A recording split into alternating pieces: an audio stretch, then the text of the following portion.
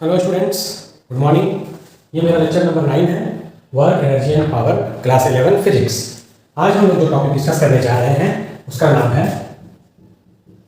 Relationship between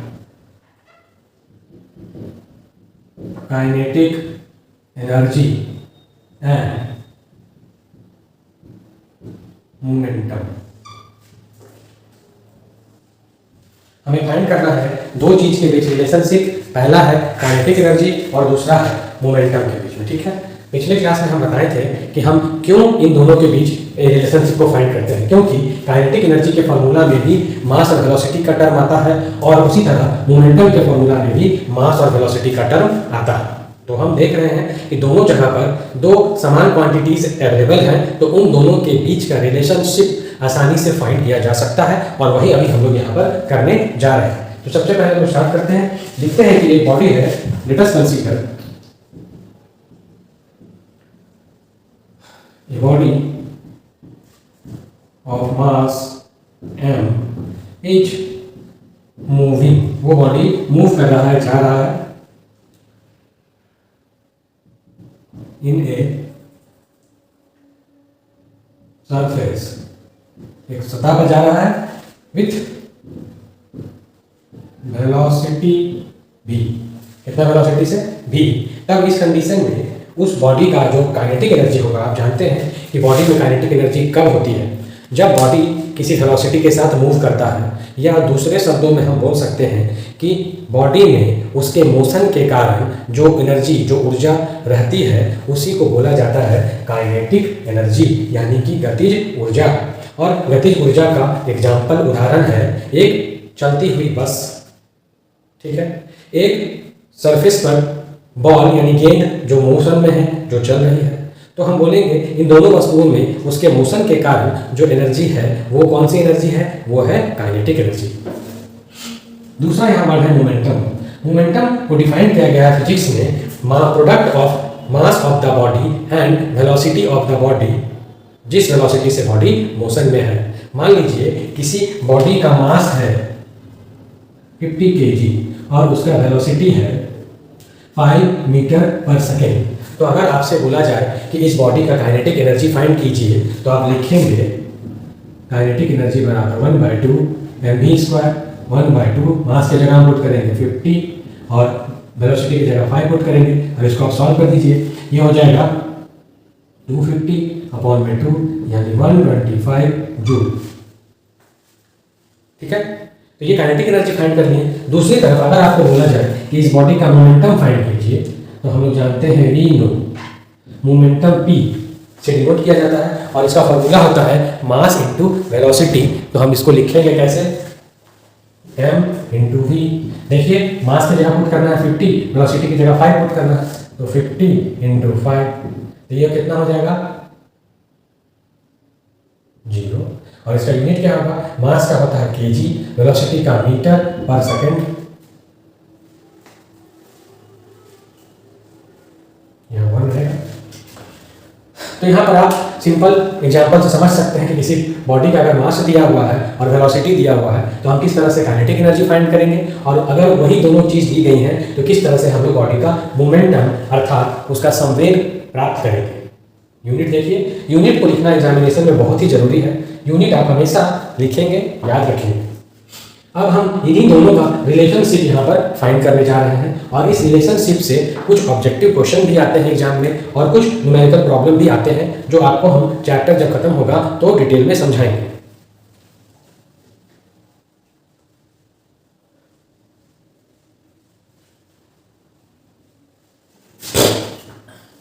तो हम यहाँ पर लोग आते हैं, हम लोग लिखे क्या? लेट अस कंसीडर, हम लोग मान लिए कि एक बॉडी है जिसका मास m है और वो मूव कर रहा है एक सरफेस पर जिस वेलोसिटी से? v वेलोसिटी से। तब इस कंडीशन में in this case the kinetic energy of body is given by, हम लोग लिखेंगे फॉर्मूला के बराबर 1/2 mv²। देखिए, यही फॉर्मूला होता है।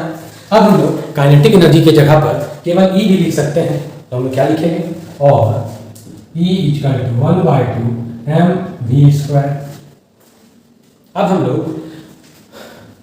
यहाँ पर आर एच एस वाले साइड में m से मल्टीप्लाई करेंगे और m से डिवाइड करेंगे। तो ऐसा करने से हमारे जो रिजल्ट है उस पर कोई प्रभाव नहीं पड़ेगा, क्योंकि अगर हम m से मल्टीप्लाई करें और m से डिवाइड करें तो हम उसको काट भी सकते हैं। काटने से 1 आ जाएगा और 1 से इसमें मल्टीप्लाई करेंगे तो हमारा जो पहले का रिजल्ट है वही रहेगा, उसमें किसी भी तरह का बदलाव नहीं होगा। तो हम लिख सकते हैं 1/2 mv² इंटू m बटा में m। हमने क्या किया, उसको लिख देते हैं multiplying and dividing by m in RHS, यानी कि राइट हैंड साइड में। तब देखते हैं इसको हम आगे क्या लिख सकते हैं, 1/2 m से मल्टीप्लाई होगा तो हो जाएगा m², v तो स्क्वायर पहले से है बटा में m। अब हमारा ऐसा करने का उद्देश्य क्या है वो आप समझ लीजिए कि आखिर हम लोगों ने ऐसा क्यों किया।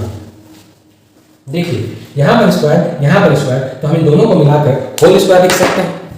देखते हैं आगे,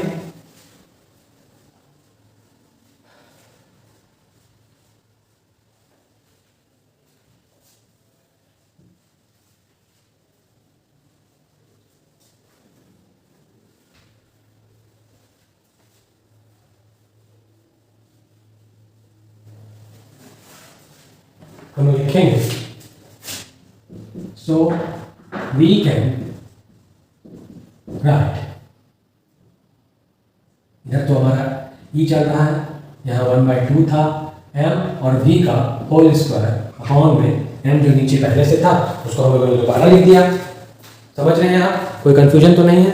अब देखिए ध्यान से, m और v इसके जगह पर लिखा जा सकता है मोमेंटम, जिसको हम लोग p से डिनोट करते हैं, but P equal to mv बराबर मोमेंटम ऑफ दी बॉडी।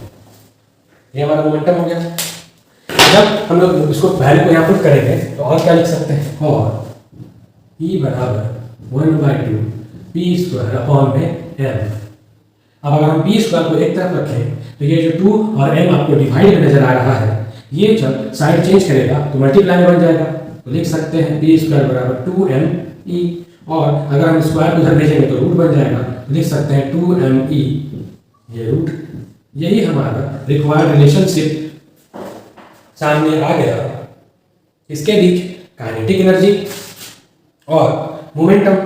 हम इसको लिखते हैं, this is the required relationship between kinetic energy and momentum। जहां पर सिंबल का आप मीनिंग समझते हैं, P से है मोमेंटम, E से है एनर्जी और M से है उस बॉडी का मास। ठीक है, तो हम लोग अपने नेक्स्ट टॉपिक की ओर बढ़ते हैं।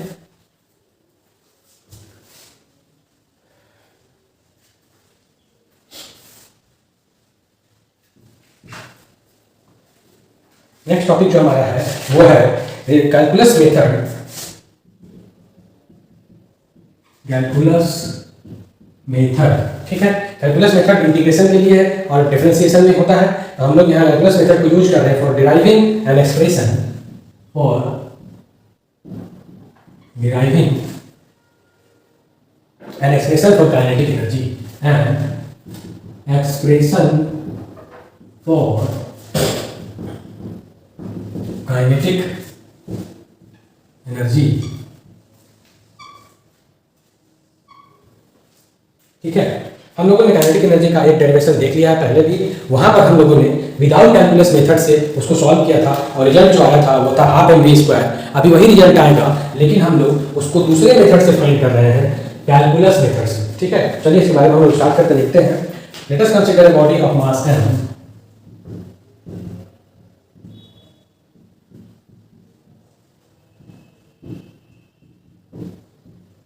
इज प्लेस्ड, वो रखा गया है हॉरिजॉन्टल फ्रिक्शनलेस सरफेस पर, प्लेस्ड ऑन हॉरिजॉन्टल फ्रिक्शनलेस, यहाँ पर फ्रिक्शनलेस वर्ड का इस्तेमाल इसीलिए किया गया है क्योंकि अगर जो सरफेस है उसमें फ्रिक्शन होगा, फ्रिक्शन नहीं है उसमें, फ्रिक्शनलेस यानी कि वो स्मूथ सरफेस पर रखा गया है, अगर उस सरफेस में फ्रिक्शन होगा तो हो सकता है कि अगर उसमें हम फोर्स लगाएं तो बॉडी ज़्यादा मूव नहीं करे, तो अगर फ्रिक्शनलेस होगा तो हम थोड़ा सा भी फोर्स लगाएंगे तो वो बॉडी अपने स्थान को परिवर्तन कर लेगा, अपने स्थान को चेंज कर लेगा। ठीक है, इसके बाद अब एक फोर्स उसमें एक्ट होता है बॉडी पर जो उसको डिस्प्लेस कर देगा डिस्टेंस dx से। Also a force F acts on the body which displaces it through a distance dx in its own direction, मतलब उसी की दिशा में ये फोर्स उस बॉडी को डिस्प्लेस कर देता है। ठीक है, तो हम इस केस में वर्क डन जो लिखेंगे वो कैसे लिखेंगे, क्योंकि आप देख रहे हैं कि यहाँ पर बॉडी में फोर्स अप्लाई हुआ है और उसमें डिस्प्लेसमेंट भी हुआ है, तो निश्चित रूप से वहां पर वर्क भी होगा। So work done by this force on the body is given by dw बराबर f into dx। ये हो गया स्मॉल वर्क डन और ये हो गया स्मॉल डिस्टेंस जो हमने यहाँ पर लिखा था, स्मॉल डिस्टेंस dx। ठीक है, तो ये वर्क डन आ गया, इसको हम इक्वेशन 1 मानते हैं। अब जैसे बॉडी में फोर्स लगा है तो उसमें एक्सेलरेशन प्रोड्यूस होता है। आप जानते हैं कि अगर किसी वस्तु में बल आरोपित किया जाता है तो उस वस्तु में त्वरण उत्पन्न होता है और ये न्यूटन का द्वितीय गति नियम है। It is called Newton's second law of motion. तो हम लोग यहाँ पर अब एक्सेलरेशन वाला बात लिखेंगे कि अगर ए एक्सेलरेशन हो in the body then according to Newton second law of motion if a equal to acceleration produced in the body then from Newton's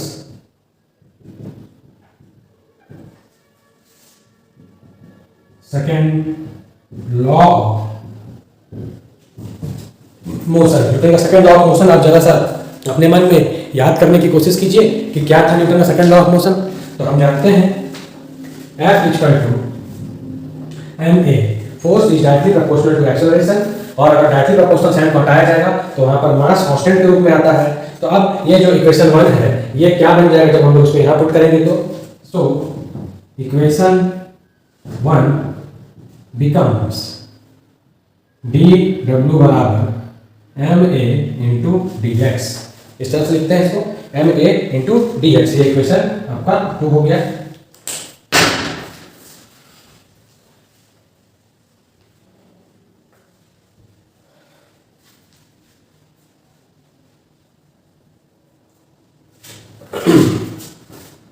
अब हम लोग जानते हैं एक्सेलरेशन का फॉर्मूला होता है v न्यू a बराबर dv अपॉन dx, यानी rate change of velocity with respect to time.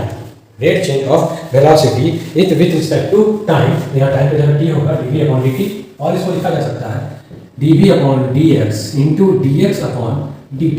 देखिए ध्यान से dv अपॉन dt था तो dv अपॉन dt तो है, केवल dx यहाँ जोड़ दिया, dx यहाँ कर दिए, काट देंगे इसको तो यही चीज आ जाएगा सेम पहले वाला।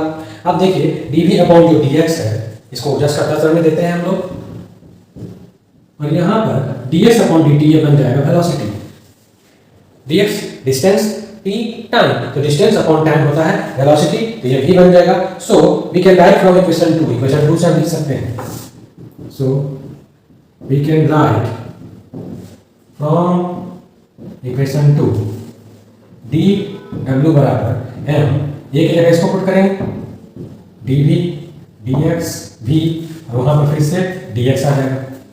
देखते हैं आप, अब यहाँ से dx कैंसिल हो जाएगा, बच जाएगा m v क्या बच गया, बी डब्ल्यू एम भी डी भी, और ये हो जाएगा डी डब्ल्यू इक्वेशन 3 के बराबर।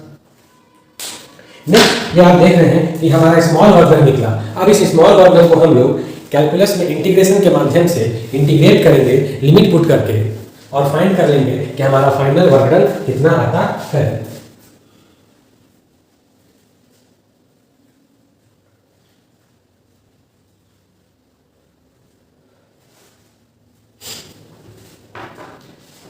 हाँ, तो लिखेंगे so total work done by force. Work जो होता है हमेशा फोर्स के जरिए होता है। कोई व्यक्ति कोई काम नहीं करता है, जबकि उस व्यक्ति के लगाए गए बल के द्वारा ही काम हो सकता है। To change the velocity of the body, to change the velocity of body. Force लगा है तो बॉडी का वेलोसिटी निश्चित रूप से चेंज होगा। अब कहाँ से चेंज होगा, हम बताए थे कि वो बॉडी शुरू में रेस्ट पोजीशन में है, रखा गया है, तो उसका वेलोसिटी 0 होगा। फ्रॉम 0 टू v, उसका वेलोसिटी 0 से कहाँ तक पहुंच जाएगा, v तक पहुंच जाएगा। ठीक है, कब, जब वहां पर टाइम भी धीरे धीरे बढ़ेगा। ठीक है, तो हम लोग इसको कैलकुलेट कर सकते हैं इंटीग्रेशन करके प्रॉपर लिमिट के साथ। तो लिखते हैं can be calculated by integrating equation 3 with proper limit।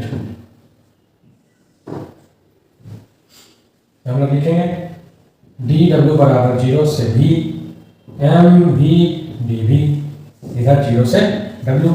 और अभी इसके पिछले क्लास में हम आपको बताए हैं कि किस तरह से इंटीग्रेशन को सॉल्व किया जाता है। वही प्रोसेस को अपनाकर अभी हम लोग यहाँ पर इंटीग्रेशन को सॉल्व करेंगे और आंसर को फाइंड करेंगे। बिल्कुल आसान है। देखिए डी डब्ल्यू का इंटीग्रेशन हो जाएगा डब्ल्यू, बड़ा ब्रैकेट देके 0 से w लिखेंगे। यहाँ कांस्टेंट के टर्म में हमको फाइंड करना है कांस्टेंट कौन है जो इंटीग्रेशन से बाहर आ जाएगा। तो ध्यान से देखेंगे यहाँ इंटीग्रेशन वेलोसिटी के रिस्पेक्ट में हो रहा है, तो मास का टर्म यहाँ पर कांस्टेंट होगा, तो मास को हम बाहर निकाल देंगे और लिखेंगे v dv 0 से v।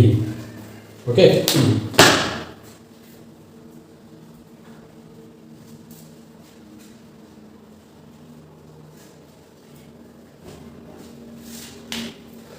पहले upper limit minus lower limit.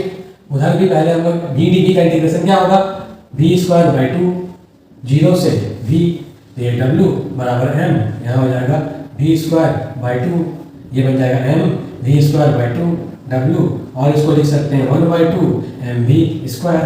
देखिए फिर से वही बात आ गया जो पिछले क्लास में आया था। तो यहाँ पर हम लिखेंगे ये जो वर्क डन है, ये वर्क डन स्टोर हो जाता है, अपीयर होता है काइनेटिक एनर्जी के रूप में। This work done appears as the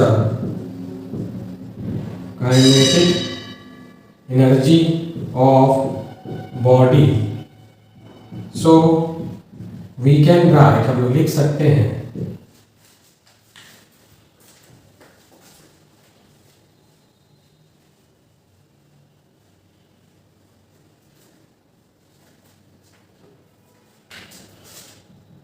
kinetic energy बराबर 1/2 mv स्क्वायर। और ये हमारा एक्सप्रेशन है। This is the required expression for